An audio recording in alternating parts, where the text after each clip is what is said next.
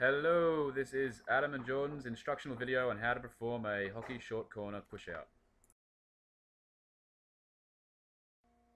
The primary purpose of this instructional video is to demonstrate the acquisition and development of the hockey short corner push out skill.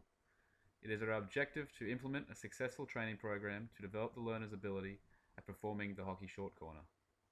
The secondary purpose of the video is to present insight in designing effective practices and providing effective instruction and feedback. The program will conduct 3 times 30-minute training sessions per week, utilizing blocked and distributed practice.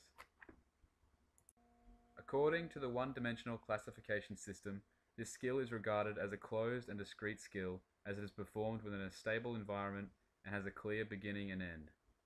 Gentile's two-dimensional taxonomy correlates this hockey skill with body transfer, object manipulation, motion, and the absence of intertrial variability. This skill is classified primarily as a gross skill because of the large musculature involved in the action, such as the legs, back, torso, and arms. However, there is also a small degree of fine motor skills due to the use of hand-eye coordination and small muscle movements. Seen here are the regulatory and non-regulatory conditions involved within the hockey short corner push-out.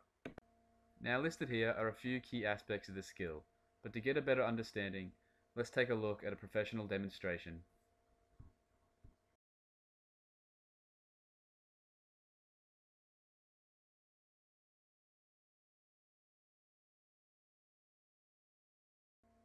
Laird and Sutherland, 2003, state that performing the hockey short corner has become a vital part of the game, with over 1/3 of goals resulting from this tactical situation.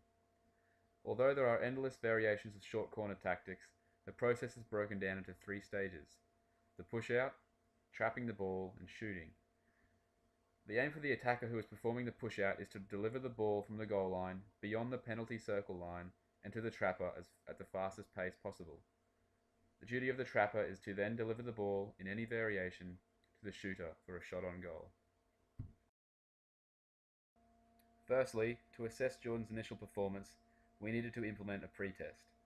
The pre-test, in this case, is essentially a simulation of an actual field hockey short corner push-out.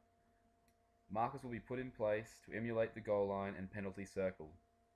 Jordan will then try to push the ball as fast as possible and as close as possible to the intended target. Speed and accuracy will be recorded.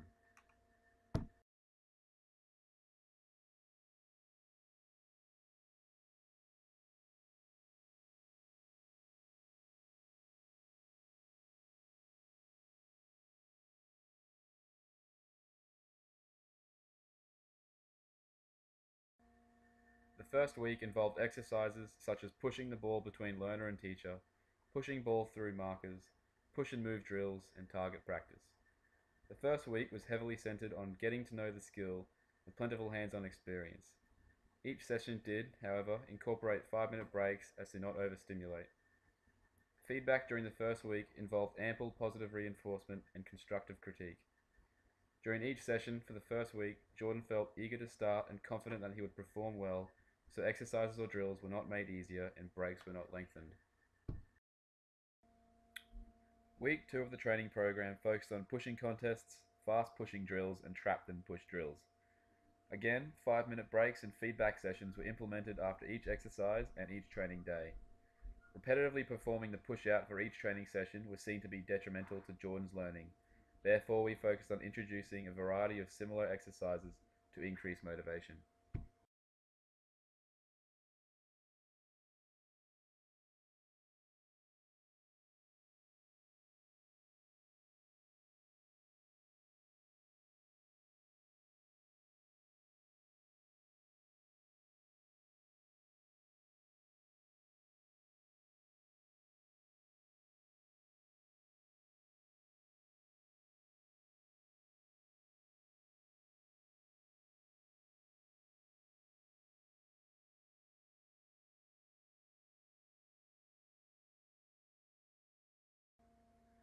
Week 3 and 4 focused on accuracy-based pushing practice.